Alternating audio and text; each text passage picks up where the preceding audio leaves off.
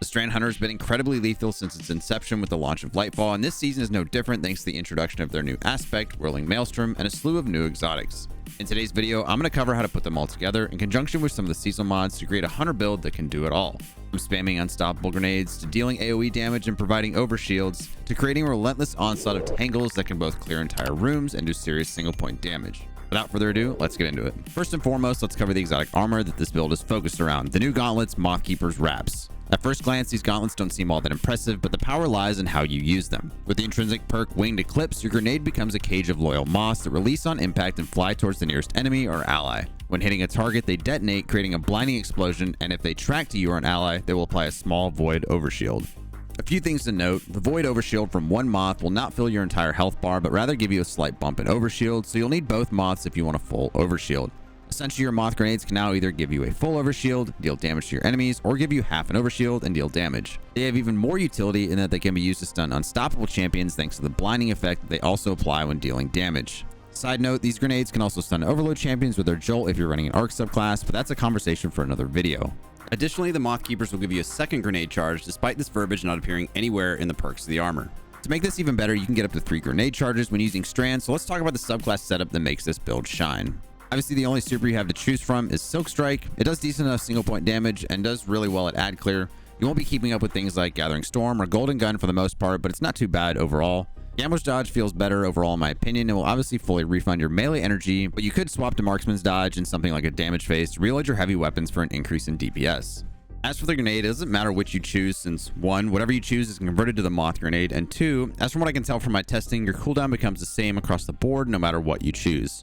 Onto the aspects, and you want to start with the Widow's Silk, as this gives you another grenade charge, bringing the total up to 3. This maximizes the possible grenades you can have, allowing you more chances to either inflict damage with them or get that void overshield in a pinch. If you find that the third grenade charge isn't necessary, then feel free to run the ensnaring slam aspect so you can suspend targets and be a great tool for stringing up enemies, despite the recent nerf to suspend. And while Threaded Spectre is fun, there isn't much of a place for it in this build as with others. Secondly, and most importantly, you want to use the new Whirling Maelstrom. Essentially, this lets you either deal damage to or pick up and throw tangles to create a sort of Strand, Beyblade, or Fidget Spinner as some of my clanmates have dubbed them. These will move around tracking nearby targets and inflict Strand damage while emitting unraveling projectiles when it defeats enemies that can spawn additional tangles so long as your cooldown timer isn't active. This aspect is incredibly powerful, especially when paired with Strand weapons and some of the seasonal mods I'll cover here shortly. As for the 4 fragments, you're first going to want Thread of Generation. Despite catching a 20% nerf, this is still one of the best Strand fragments as it gives you grenade energy when dealing damage to targets. Thread of Warding is an incredibly powerful fragment, again despite catching a very slight nerf, giving you 55% damage resist when Woven Mail is active. Woven Mail is still incredibly strong and probably one of the best benefits of running Strand in general, so you absolutely want this fragment slotted. Next, Thread of Transmutation will let you create tangles when defeating enemies while you have Woven Mail. There's a slight cooldown to this, but at the end of the day, more tangles means more Strand fidget spinners on the field. Lastly, and this is just personal preference for me, Thread of Ascent is a must-have to take, particularly for taking this build into damage rotations for tougher enemies and bosses. Much like the current Strand Warlock rocket rotation, you can use your grenade to reload your heavy weapon when it runs out to boost your overall DPS and increase it exponentially in those short burst damage scenarios. Where you get some real bang for your buck this season is the seasonal mods that tie in with Strand. For starters, Thanatotic Tangles will allow your Strand weapons to create tangles. Elemental Fury can be fun to boost your ability damage by 35% against stun champions, and your Elemental Orb damage of any flavor to include your Strand Tangles by roughly 70%. Communal Pickups will reduce your Tangle cooldown by 5 seconds and give you a roughly 20% increase to Strand weapon damage for 10 seconds. Refreshing Pickups can be nice as it will give you roughly half your ability energy back for whichever ability had the lowest amount of energy when you pick up a Tangle. Lastly, and the most important seasonal mod you absolutely need to be running this season with Strand is Elemental Munitions.